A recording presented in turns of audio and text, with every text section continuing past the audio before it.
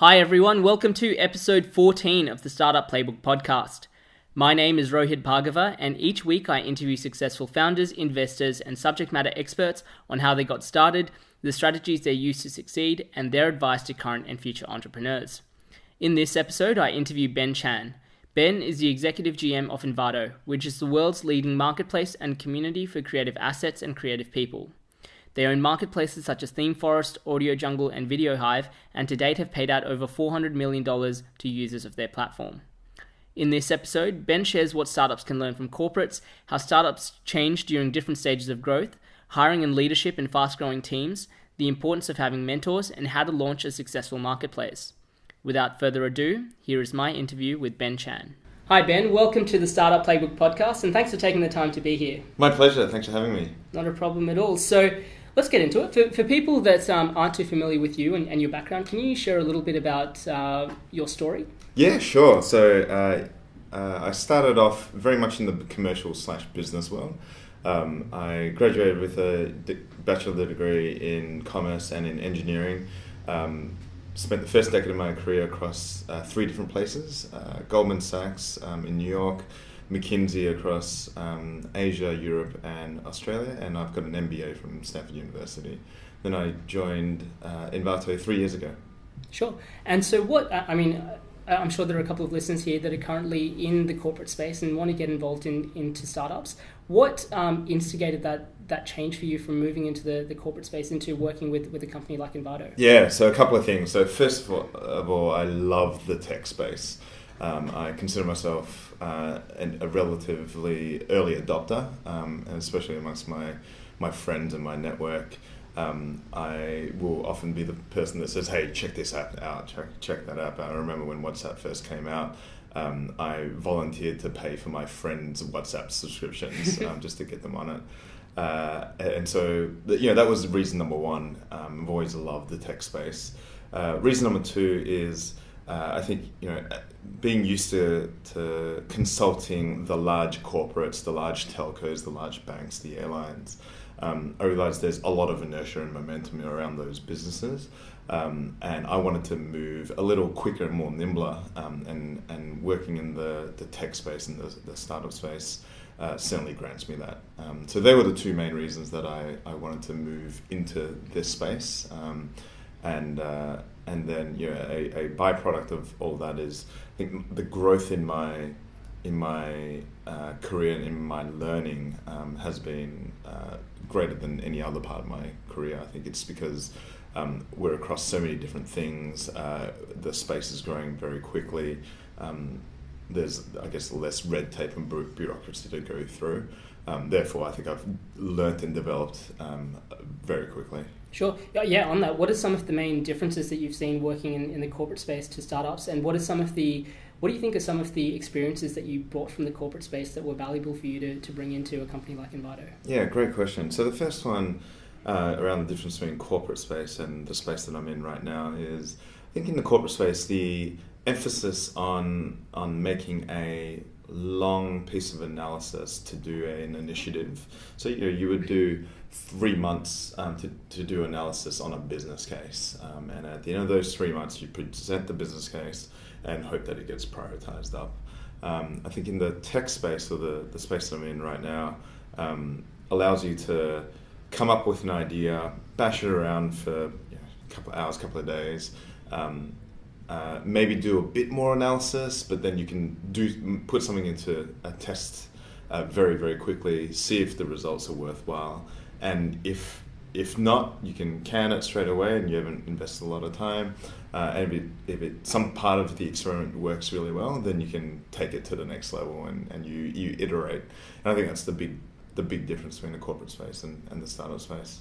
Sure. In terms of what I've learnt from the corporate space or my professional services space and brought into my current space in Envato, I think there are a couple of things. And I think McKinsey's been a fantastic place for me to learn my foundation of skills, right? How to do 80-20 analysis, how to structure up my thinking, how to attack a problem.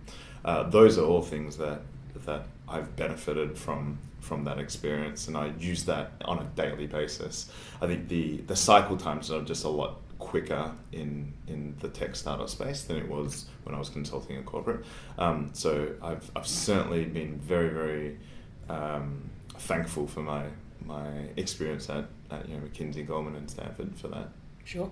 And excuse me, you joined Envato in 2013. Mm-hmm. And so what are some of the changes that you've seen internally within the company over the 3-year time period that you've been with? Yes, there's a lot of changes. Let me mention just a few. The first change, I think, is the emphasis we put on fact-based analysis and numbers. I think in the past we grew very organically, and we did a great job in serving the authors and the community, and we almost grew just accidentally. And if I fast forward to today, I think what we do a better job of and an improved job of is actually being deliberate about our growth. We'll say, hey, let's do an initiative in this specific channel, in this specific market, so that we can attract these specific types of users. And that's a big change.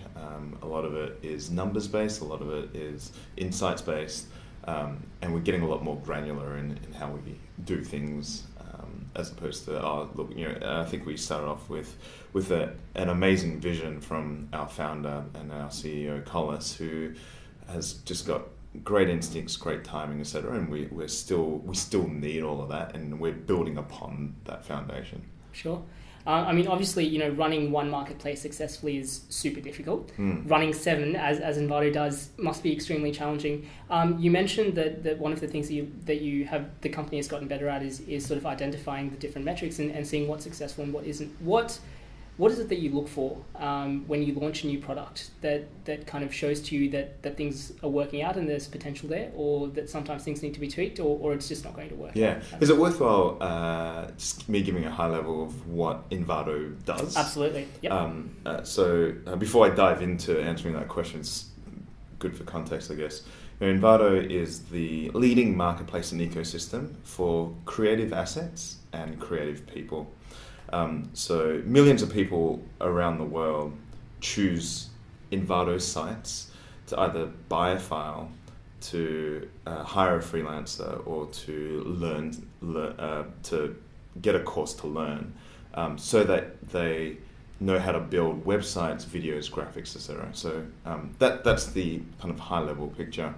To your question around the 7 marketplaces and how do you determine what works in each segment. There's a couple of things. So first of all, I think we need to know our customers and know what, for me, the first rule of sales is know your customer, and understand what are the products that each type of customer is looking for. What makes, and that customer is made up of a whole lot of different dimensions. Customer is made up of what geography they're in, what channel they come from, so whether they come from an affiliates channel or for the organic or direct or whatnot. What sort of spend profile they have. Do they come and buy one website template per year and that's it? And so that's a whole different behavior from someone who buys a new graphic item once a week. And so we need to understand all of those things and then market to them appropriately. The other aspect is knowing the right content types to make available on your marketplace. And so we've got a team just dedicated to saying what is the newest product trend out there, and making sure that we understand whether that's appropriate for our customers and our community, and sourcing those items from our community, seeding those items, and making sure they've got enough publicity to make people know, hey guys, if you're looking for item XYZ, then come to us. Sure. And on launching different products, what are the differences in strategies that you use on a higher level when launching a new product compared to when you're kind of scaling something or retaining? Does that change at all? Or Yeah. Look, it's a different launch strategy for every type of product. So the most recent thing that we're working on is something called Envato Elements, and that is the unlimited subscription for creative assets. So everything that we put on the Envato Elements platform, there's graphics, there's fonts, there's add-ons, all these sorts of things that make a graphic designer and project creator's life a lot simpler. They have an unlimited subscription too, right? So they basically pay X dollars a month. We're currently in the beta phase, which is $19 a month. And then they get unlimited access to all the items in that library. And so launching that is a different thing from how we might launch a website builder, for example. And the different ways okay, so what is the right target market? Because we've got Envato Market there already, Envato Elements is a sister product. And so one of the ways that we're thinking about it is, we've already got this amazing audience. The acquisition strategy could be just using Envato Market. Whereas if we had a completely different product, we might say, we need to engage partners. We might need to engage a different paid acquisition strategy. And so I think it really depends on the product that you're launching, the customers that you have or do not have access to, and what lends itself well for that specific product. Sure. Is there a process internally that you go through that process? I don't think there's a systematized way for us to do that at the moment. I think it's a combination of getting the right people from the right teams in the same room to talk through. Hey, here's all the aspects that we need to think through, and it's all about the people that execute and plan these things. Sure. I don't think there's a silver bullet. Here's the playbook for every single thing that you have to go through. I'd love to see one if there is one, but not that I subscribe to right now. Perfect. And obviously, Envato's grown tremendously over the years. I mean, in your time itself, now Envato's sitting at just around 300 people, staff. Mm-hmm. You yourself manage about 100 people. What have been some of the challenges that you've seen in growing out the team? Yeah, I think there's a lot of different opportunities and challenges so I think I joined the company when it was 150 people, so it's doubled in 3 years. We average probably 50 people per year according to that trajectory in terms of growth. And I think there's a lot of challenges, but I see them as opportunities more. So when I joined, I think they'd only put together the foundations of a couple of really core important teams, things that I think most corporates take for granted, things like an HR department, a well-rounded legal, finance, BI, all those things were coming into place. And then as we've gone along, we've now got a business platform team that is fully focused on providing a sustainable business platform for the business to grow on, right? So we don't come into the same issues every time we launch a different business unit, and we've got that, we don't reinvent the wheel. And so that's an exciting thing that we're doing now, because we're launching more and more businesses. We want to make sure that's an efficiently done process. Sure. And I mean, even just for yourself managing 100 people, do you have, how do you go through that process? How do you kind of impact and manage that many people? Yeah. The answer is I don't know. I think it's I'm learning as I go along. 100 people is the most people I've ever managed by a long shot. I started in the company with just a team of 5, and so it's gone from 5 to 100 in 3 years, and that's a big learning curve for me. I think what I'm relying on right now is getting the right people in the right spots, and getting them to empowering them, backing them, getting them autonomous so that they make the right decisions. And I think that's the thing that I'm leaning on most is the staff in my team. And they're the experts in their fields.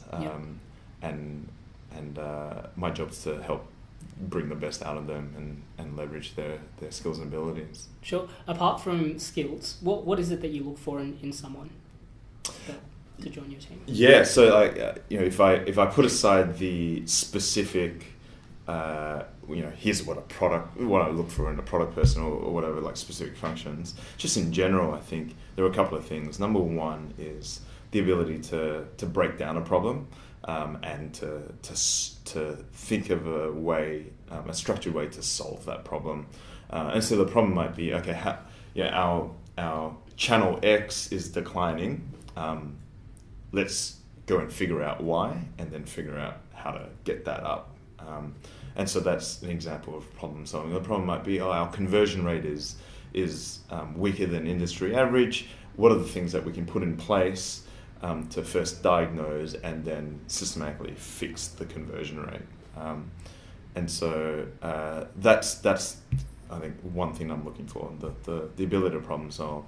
The second thing is being a good people leader, and a good, I think a good people leader doesn't mean you have to be a good to have already managed people, right? That certainly helps, but I think a good people leader, with or without direct reports, is how you engage different stakeholders. How do you collaborate and connect people to achieve an outcome? And I used to think, when I was very early in my career, I'd love to develop my people leadership skills, but I don't manage any people. And a mentor early on said, that thinking is actually a reverse. If the more you act like a people leader, then that's when people leadership, in terms of direct reports, comes. And so that's the second dimension, being a good people leader. And then third is being able to have a can-do mentality, so being able to make changes quickly.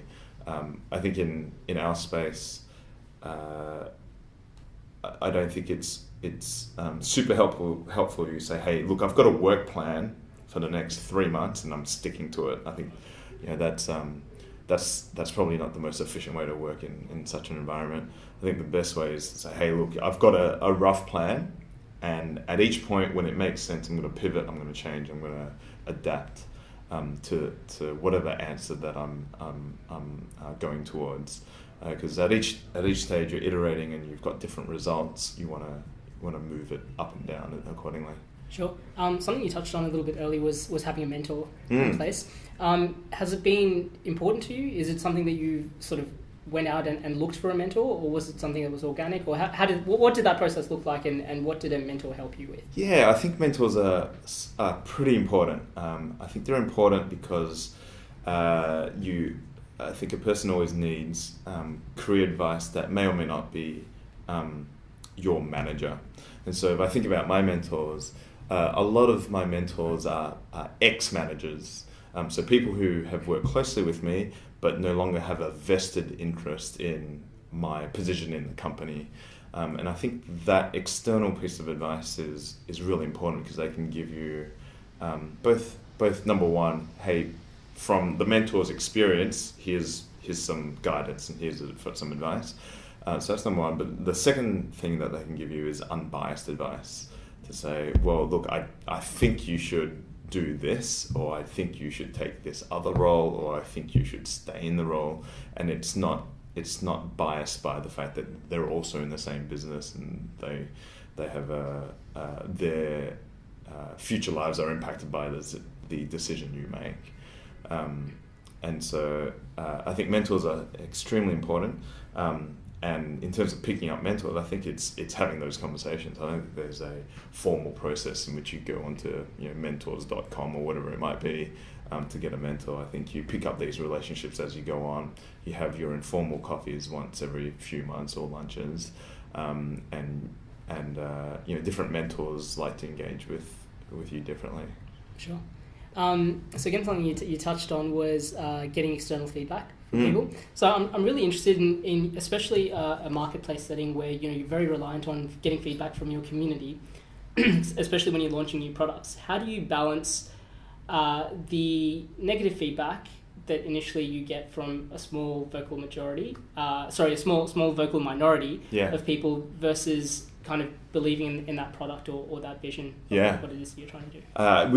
We tackle with this question very regularly, and it's actually our first value. When the community succeeds, we succeed, and that is at the core of what Envato is built around. And so, one of the teams in my group, the community team, monitor the forums at all times, and lots of different feedback is put up on those forums. And I think the ultimate lens that the team and the company has is, will this be for the better of the entire community, right? And so whatever feedback we get, we need to always have that lens of the whole population as opposed to one part of the population. And we're very thankful for the very vocal part of the community, because they really give us a good sense of what's going on, and then we take that lead to then dig into and say, oh wait, hang on, you bring up a really good issue, let's dive into it, let's have more conversations about this in a structured, process way, to then decipher, is this an issue, should we prioritize it, how should we fix it? And so I think it's great that we've got a community there that are vocal in the forums, and our success is built upon them, and really it's the one body, right? Envato in the community is the one thing. It's a symbiotic relationship. Sure. Really mindful of your time as well, that you've got to duck off, but for anyone who's kind of in the early stages of building out their product, or especially a new marketplace, is there any advice that you want to give them? Yeah, I get asked this question quite often. How do you build a successful marketplace? I think our approach has been, you have to serve both sides of the marketplace, and you need to get them in a very, very virtuous cycle. And so for Envato, we were first to market for a lot of our products, and so we served a need from the author side or the seller side of the marketplace, where there was now a place to put things on, right? And then because there was a place to put things on, we then got the buyer side or the customer side of the marketplace to come, and then you have to always just continue this cycle where you're serving both parts of the community, both parts of the marketplace, because without one, you fail on the other. But kick-starting that is absolutely the key, and once you get that in, it's I think it's slightly easier, but that first step is the tough one, and you got to find out what's important for the specific marketplace that you're doing. For us, it was that first step into solving the seller side, saying, hey, we've got a place for you to put all your stuff. Collis, our founder, the reason Envato started was he was getting lost. He was trying to sell flash files on another platform which sold photos, and so he was getting lost, and so he built Envato so people could place flash files as the first marketplace. It was ActiveDen was the first marketplace. And that started to solve a author need, a seller side need, which then started the buyer side need, and then we kept on going that. And so for each person who's starting their own marketplace, you have to solve that first need. What is that first need? Is it a buyer? Is it a buyer problem, and then do you subsidize the sellers, or is it the other way?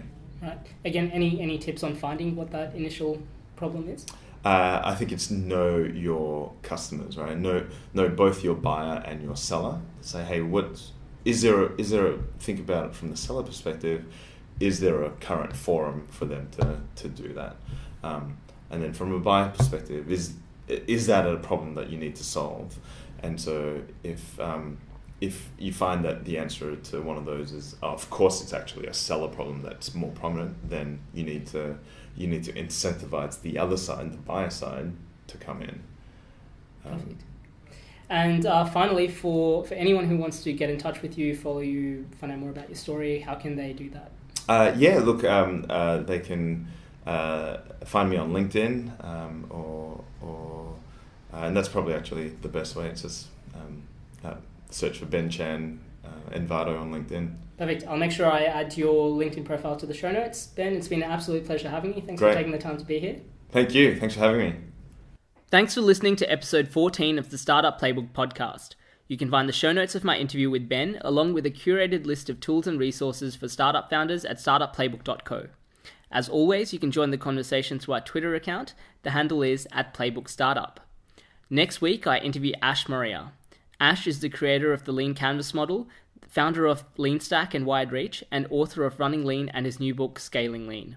In this episode, Ash talks about the value of time boxing, countering the innovator bias, how to ask the right questions, and applying lean methodology to a scaling business.